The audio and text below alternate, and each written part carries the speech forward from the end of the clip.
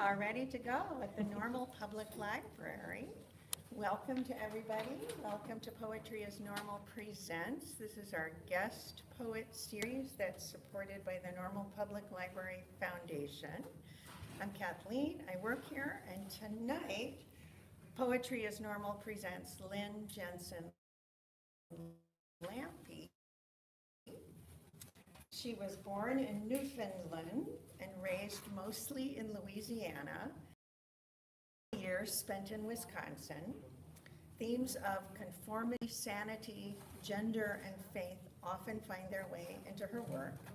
Lynne's poems appear in many journals, including Figure One, Yamasi. We don't know how to say that one. Let us know online.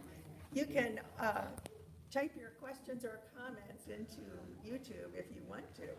The American Journal of Poetry, One, which is one issue every now and then with poems put in the order in which they are meant to be read. And Rock and Sling, as well as SMEOP Urban, a UK anthology. She was a finalist for the 2020 Red Wheelbarrow Poetry Prize.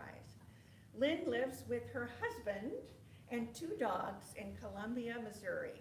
When not throwing squeaky toys, she edits academic books and journals. For more information, you can visit her website. We're just delighted to have Lynne Jensen Lampe here tonight with us. She's going to read to us. Then she'll answer any questions that we have. So if you have questions online, type them in. And Emily, who's helping out with our live stream on YouTube, will let us know anything that you've said. So, Lynne, it's all yours. Thank you. Well, thanks Kathleen and the Normal Public Library for inviting me to be here, and I really appreciate the folks who've shown up and people who are online. It's nice to have an opportunity to share my poetry. I am going to read from my book, Talk Smack to a Hurricane, which is about my mother's mental illness, my relationship with my mother, some other issues. But first I wanted to read some other poems that have been published here and there, just to give a taste of something different. These first couple of poems are more or less road trip poems. They were inspired by things I saw when I was driving. As Kathleen said, I grew up in Baton Rouge, and I moved to Missouri to go to college. And at some point, my parents decided to move to Missouri as well, and they moved to the southern part of the state. So whenever we would make our trips to see them, we were going the same way every time. And so the things in this, there's a mention of a cow and a deer. Those were things that we actually saw. The scenic route, marking miles and always closed, the bar, the church, the drive-in, the yellow farmhouse, rusted Chevys huddled under a sweet gun. And today, on the sunset side of the one-lane bridge, a cow, bloated as a balloon in the Macy's Day Parade. We skid into gravel, one kid on lookout and the other singing, "The worms crawl in, the worms crawl out." I checked the eyes for maggots. Stuff like this never happens to us. Then I remember Louisiana, when waters rise and ditches cough up recliners, fridges, 6-packs of Dixie beer. Or that drive on I-70, what I told at the party when we finally got there. A deer tracks death, circles in the grassy space between ramp and freeway, the gore zone, named for shape, not reputation. An accident, a traffic clot. You hollering at the doe to save her, as if dying can be startled to stop.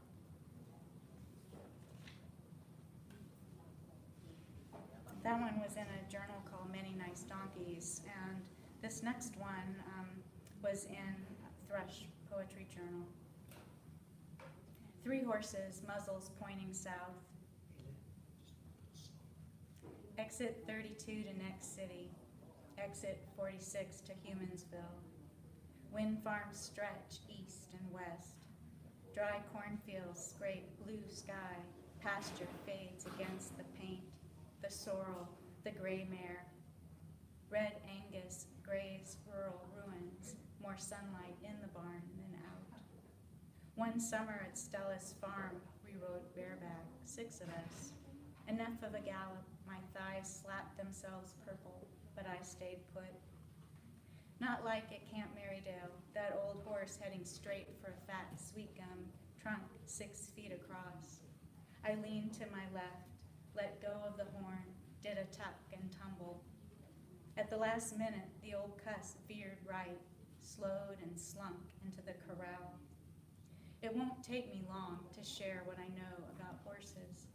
Stay back if you walk behind. Wear heels so feet stay in the stirrups. Leave sirens in the city or the horse will startle.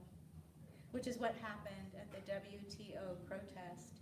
Us on a Seattle street, cop on a horse, shit on the pavement. The sorrel reared, clawed blue sky, landed on a jacket sleeve full of arm. We purpled, we stayed put.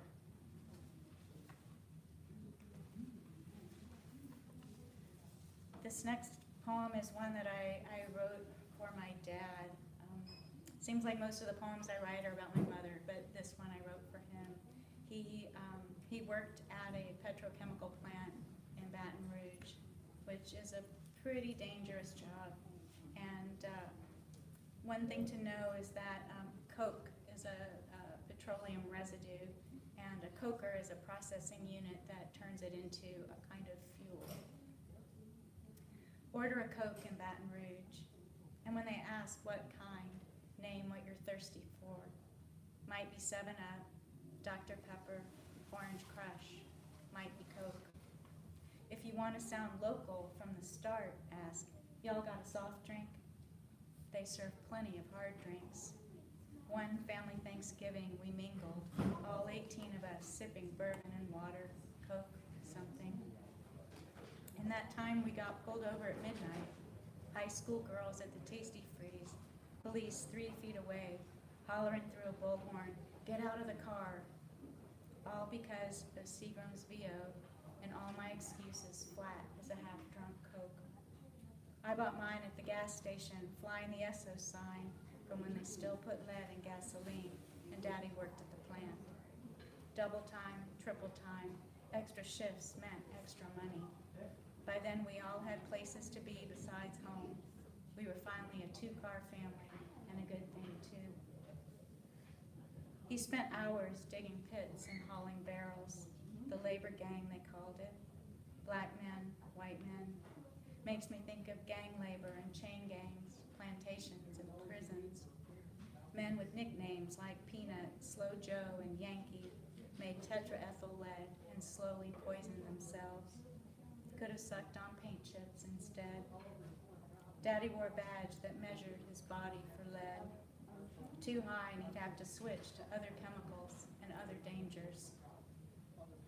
Like walking into tanks of chlorine gas with 15 minutes of oxygen hanging from his belt. Stories he kept inside for years after the EPA phased out lead and the plant closed. Instead of working the dog shift, Daddy worked on the house, read paperback thrillers, left details off job applications to hide his age. Finally, a nickname from the plant got him contract work at Exxon, fixing trains and trucks. Christmas Eve, a coker blew, belched its own sun into the sky, splintered the shop. Lucky it was after ice shut down the rails and everyone had gone home. They could see that fireball from 20 miles away. Lead, sodium, chlorine, phosgene, coke. Black men, white men, chemicals don't care. They say coke quenches thirst and water quenches coke. Thirst doesn't always answer in kind. That poem was in the Ice Flow Press anthology, Work in the Anthropocene.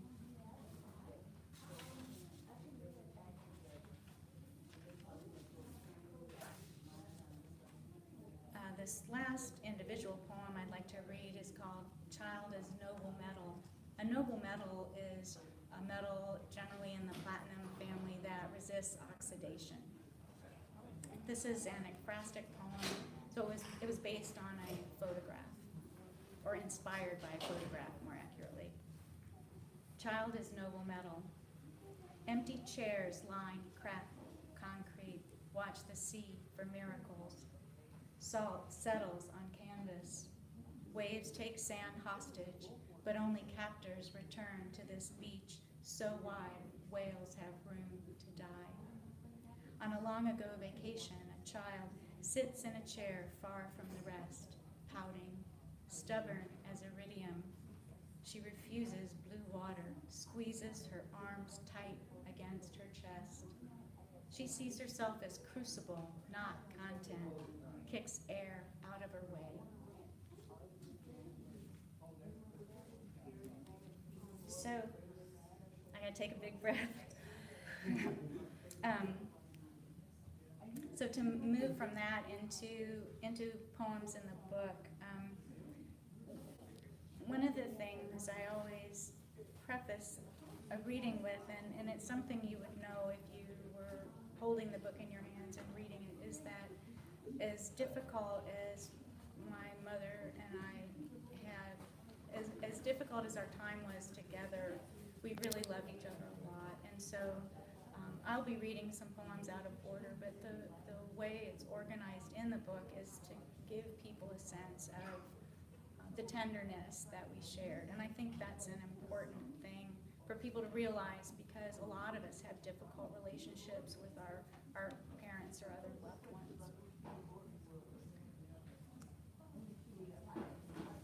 When I was in my 20s, I was in therapy working through some of these difficulties, and I got really angry at my parents and I stopped talking to them. And eventually my mother said, well, do you think some family photos would help? And I said, yeah, okay, sure. And so she sent me albums, and it was very apparent from the albums when she was having a psychotic break or about to, and when she was feeling really stable. So the albums were really important. I never returned them. They're in our cedar chest at home. And they inspired this first poem in the book, 5 photographs square with my mother's truth. She grips me, the ceramic bird at the 5 and dime she can't bear to put back on the shelf. I mug for the camera, snug in her arms and out of the drifts, feed myself a mitten of snow. She wonders how she'll pay rent. She lounges in pajamas a couple weeks after my birth, holds my whole left hand with her thumb and forefinger, caught in profile. She smiles her cheekbone and chin into a question mark without a question. We push a rotary mower, my mother in capris and me in diapers. I stretch, belly out, to reach her hands on the wooden handle. She closes her eyes, breathes in her favorite scent, cut grass in summer.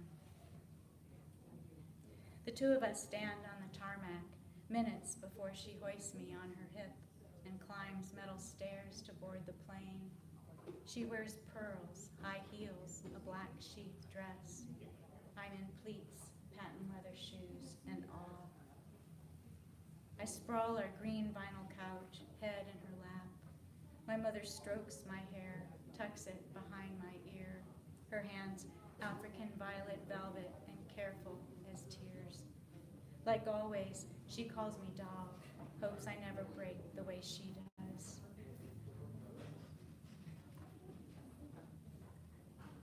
This next poem gave its title to the collection, and it goes through quite a period of time in 5 or 6 stanzas. And just bear in mind that discipline was different in the 1960s than it is today. Talk smack to a hurricane. 1963, I'm 4, dead president shoving me to the edge of her attention. So I shout, damn it, then ivory soap in my mouth. Mama sudsing it up good. 1965, she yells, "Damn it," and slaps me. "Don't damn me, Mommy," I quiver as her hand turns my head, my heart. Not away from her, never from her, always from myself. Years later, I huddle on cushions at sessions she pays for. The therapist says, "Let me try something," slaps a pillow over my face. I fling her across the room, storm surge in a hurricane. Now, when I drive the river road, God rides shotgun, spins the story of hell and heaven, twin parties with hungry guests, ready to feast on fava beans and figs, long spoons lashed to their arms. I ask why. Open palms offer both prayer and pain. Cheekbone remembers one time, 20. Soap can't wash away love burns, no matter how fast the water rushing by, or who's in my car when asphalt ends.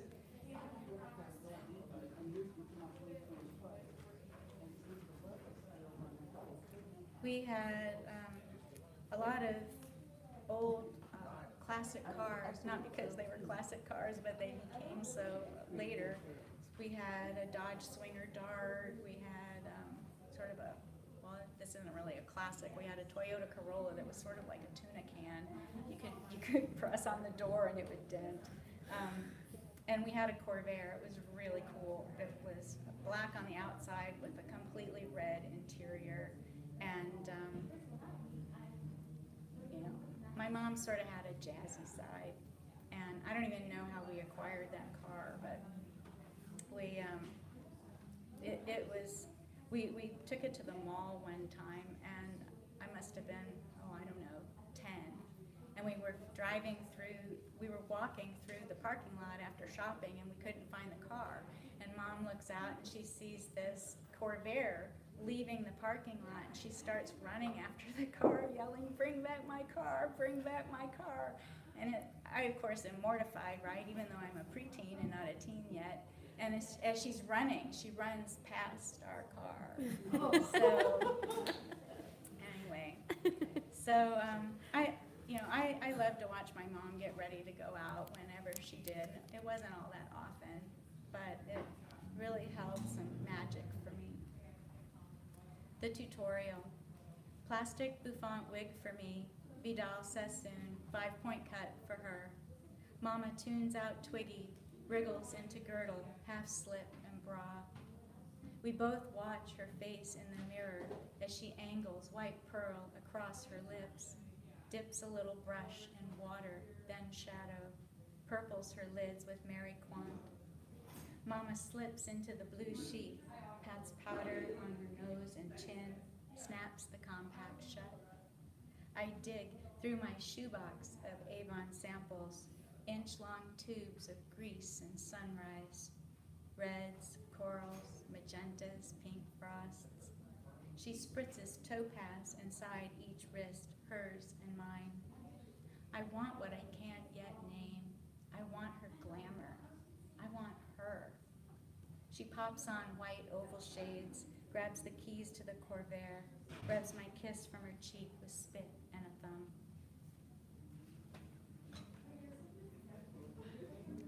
There's a poetic form called a duplex, and it was created by poet Jericho Brown. And it is 7 couplets, 7 two-line stanzas, and the first line is adapted as the very last line, and then the second, through 12, 13 are they're changed for the subsequent line. So 2 is changed slightly for 3, 4 is changed slightly for 5, that kind of a pattern. So this one, we're starting to get a little more into her psychotic breaks, and my mother was hospitalized quite a bit when I was a child, in and out, not continuously, but sometimes she was gone for a very long time, and to me it felt like forever. The phrase schizophrenia's offspring refers to inherited mental illness or inherited predisposition. Jesus, your reproach is dead wrong. Crazy finds the space between water and glass. New mother crazes ice water on fire glass. Thought crafts the lie, opens fist and flowers. Light cracks open and mother fists flower. She fears only loud voices and locked doors. She fights inner voices and blocks doors. Tastes her daughter's name like a mouth bruise. Shame. Daughter tastes it and feels bruised. Rejects schizophrenia's offspring. Mother releases her offspring. Women lug buckets of turtles to the sea. Buckets of tears become salt, become sea. Jesus approaches when her mind is all wrong.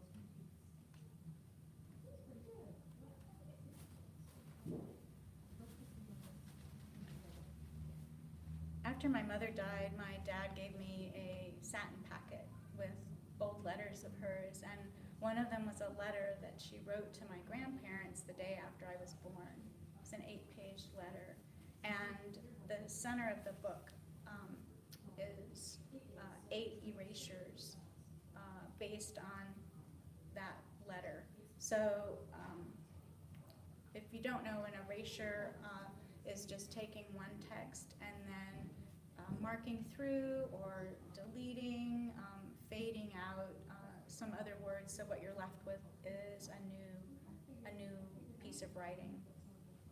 So this poem introduces that section, and it's really a snapshot of what ensued after I was born.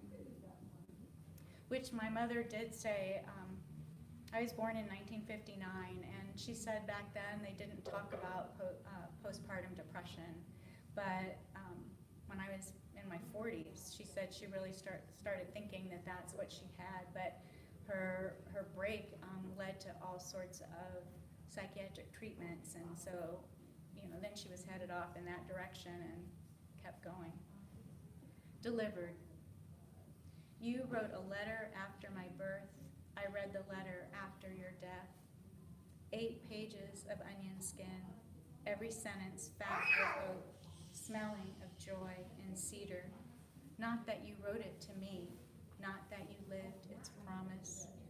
By the time your parents slit the blue envelopes and unfolded its contents, birthing had altered your mind. Schizophrenia, manic depression, words doctors skimmed from the DSM that led to meds, hospitalizations, electroshock. Nothing but the best guesses of 1960s psychiatry. Decades later, words bead like water on wax, and their strands helix mother and daughter. Honor our bond. Your letter cradles our truths.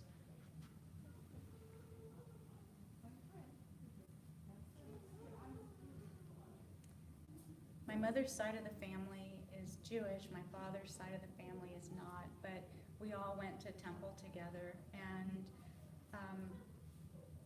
if you grow up in a family of Ashkenazic Jews from Eastern Europe, you're going to somehow have memories of the Holocaust embedded in your DNA, whether you had an actual close family member die or live through that horror. In this poem, the rubber hand of God refers to the gas masks that they used back in the day when they anesthetized with ether. So although my mother was quite often in a psychiatric hospital, she was not often in a regular medical hospital. At the other hospital, they pass pills in paper cups. No one will gas her with the rubber hand of God. But here surgeons, not psychiatrists, rule the hall. Here white coats spread across the room like fat A young one needles Mama's veins again and again, vial after vial of blood for tests. Tubing tethers her body to machines, and her mind straddles barbed wire, the memory of 6 million. At this moment, her bones hold just one doctor's name, Mengele, Nazi. Earlier today, forced transport, shoes, clothes taken. Her fall, a brain bleed, helicopter ride to a city hospital. Falling, her relentless fear. When I was 6, on the down escalator, shopping at Prangi's, Mama made me stand in front in case she tumbled. Today she risks all for me. Today I know she loves me. A white coat, a Mengele, taps my shoulder. My Jewish Mama bolts upright, growls, "You can't have my daughter."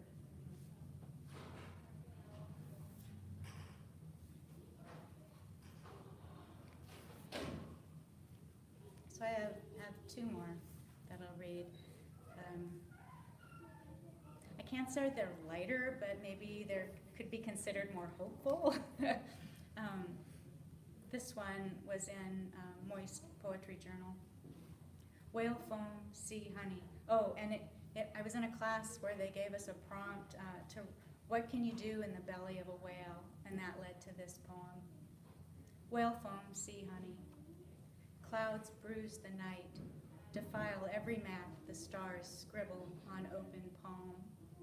I lose direction, hardly see the maw of indecision before it wraps me in teeth and tongue, traps me in another skin.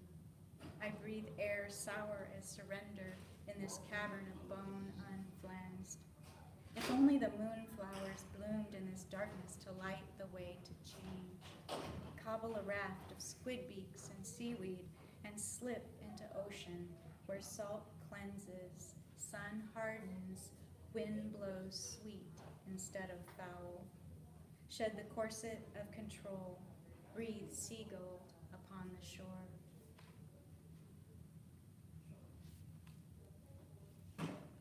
This last one is called Chiara Schooler. Chiara Schooler. Light and dark. The moon drums its fingers across Carnelian Lake, shrugs, waits for the loon cry. Suckle pears fester on the ground, soft and meaningless. Blisters weep for winter, feed what could become spring. Could, conditional tense, what we wish for. The gaze is everything. Silent scabs thought, and all dead belong to the king. God, religion's needle, dull blue bruise. Hurt means feeling, and feeling means alive. We knuckle our fear. We hope our feet to the floor every morning. A new song drops and we dance in the kitchen, throw open our curtains to the sky. Thank you.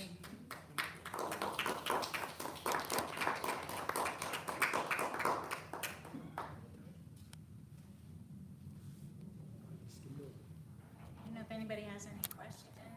Thank you so much for that. Oh, you're welcome. Thank you, Kathleen. I did have a general question, and maybe that I want to describe well, she has her books here, but the center poem she's talking about with the letter that is a real letter is faded. Can you see how it's faded? And then the words you've selected are bolder. And then you have 2 codas at the end that are also working with this letter. That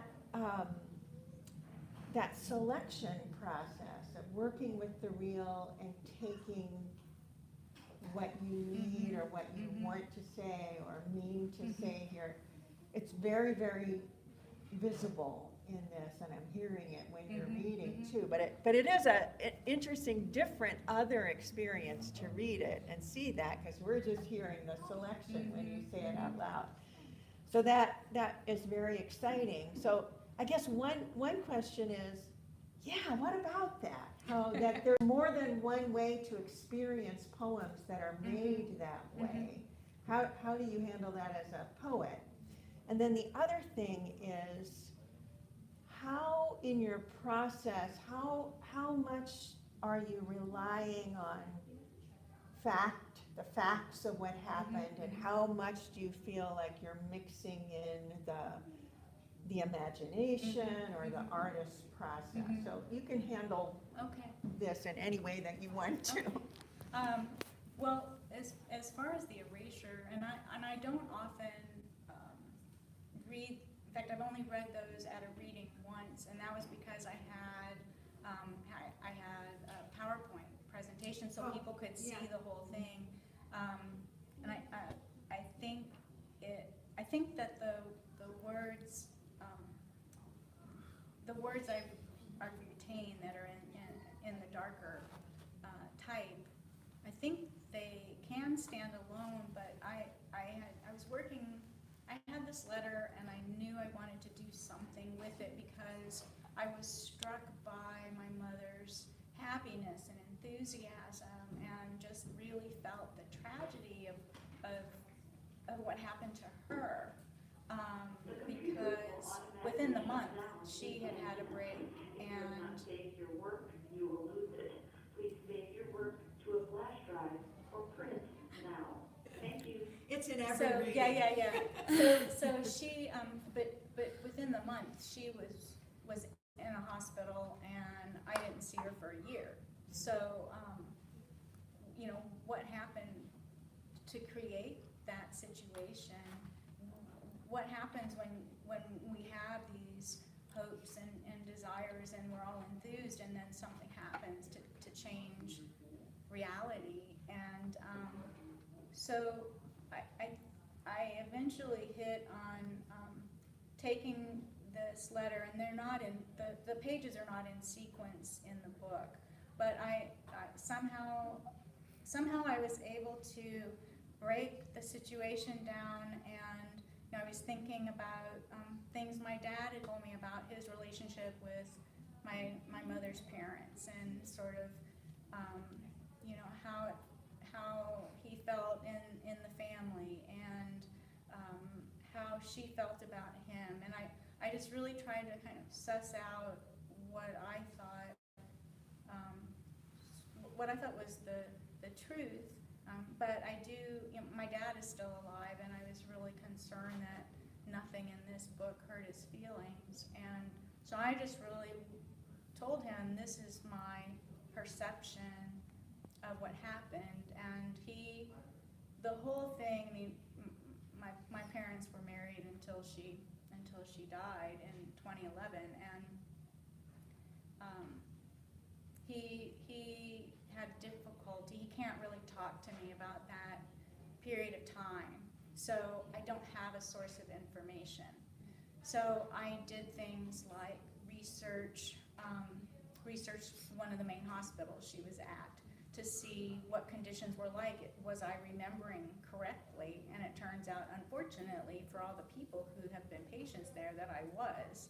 The place was really dismal at best.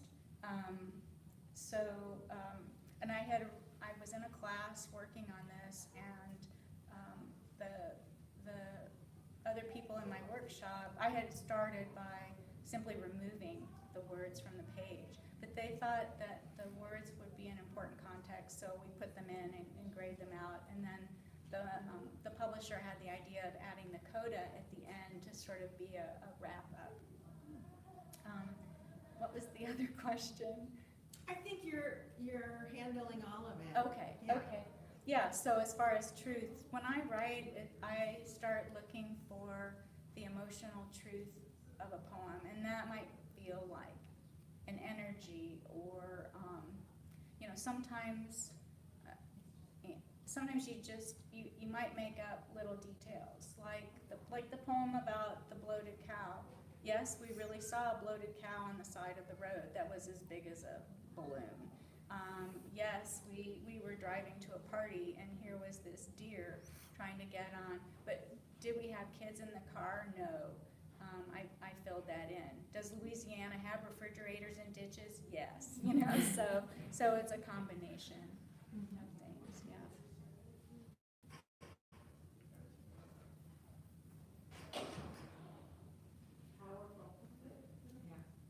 Thank you for being here. Yeah, I'm sorry I was late. You're so honest and open in the public, you don't even know. Oh, it's, I was mentioning before we got started that there's something about writing that requires it. I mean, you pretty much talk, hardly any writer is gonna say, oh, I'm an extrovert, but, if you wanna share, and if you want things to be real, I think even if you're writing fiction, you're basing it on something that you've seen or experienced or that's affected your life. So we're just, I think, and this is probably true of all artists, but it feels like our chosen form is requiring us to be open.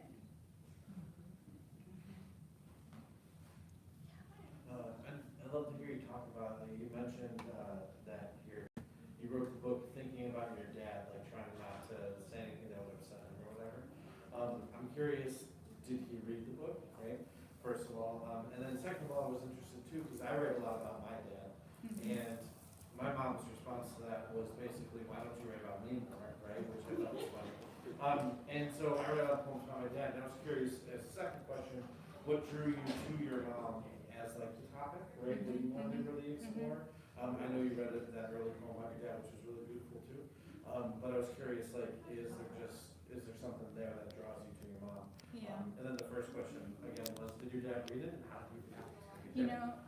Like I said, I was really concerned, and so I had been talking with my dad a lot, and we had the launch at the wonderful Skylark Bookshop in Columbia, and I told, right beforehand, day before, I said, Dad, he's a very private person, and I said, Dad, I said, it's okay if you don't want to go because, people might turn around and look at you. It's possible you might start crying because a lot of times when he thinks about Mom, he'll cry.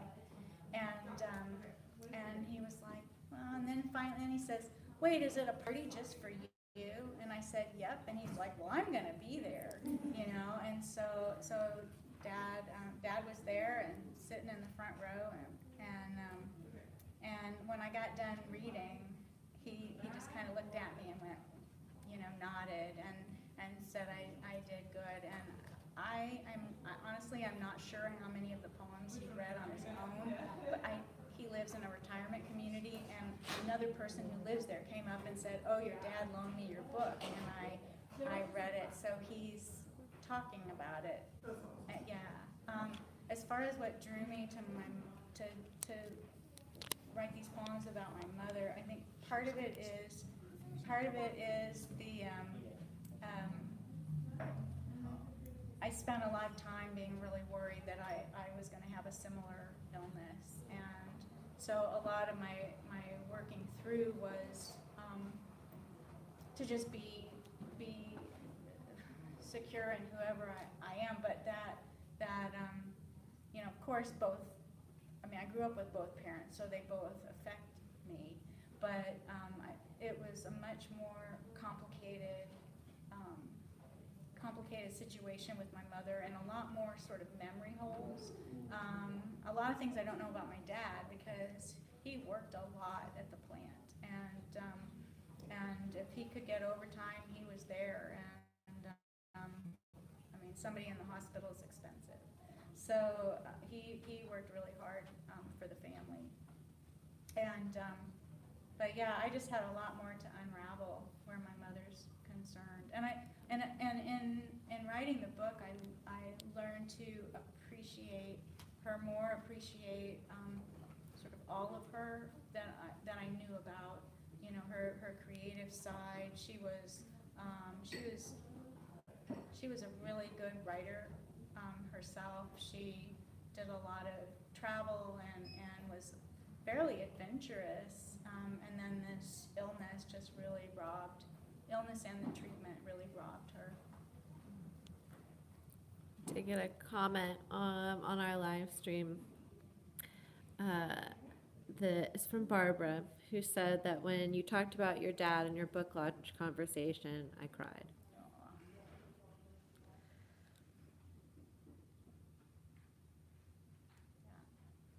I have a question.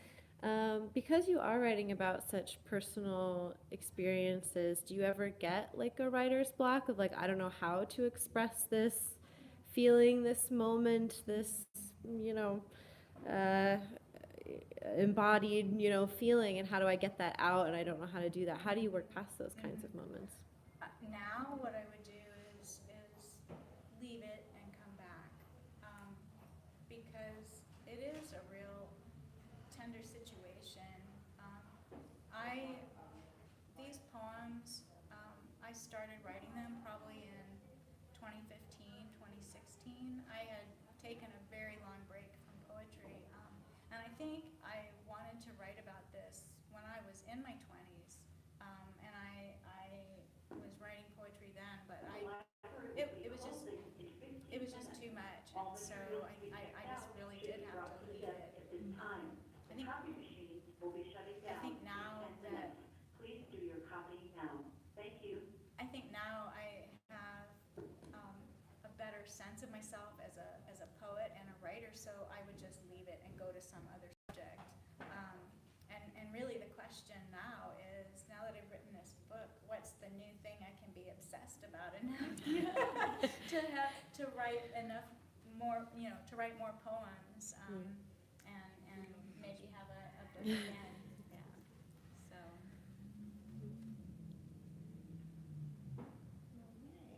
Thank you for including the pictures in here.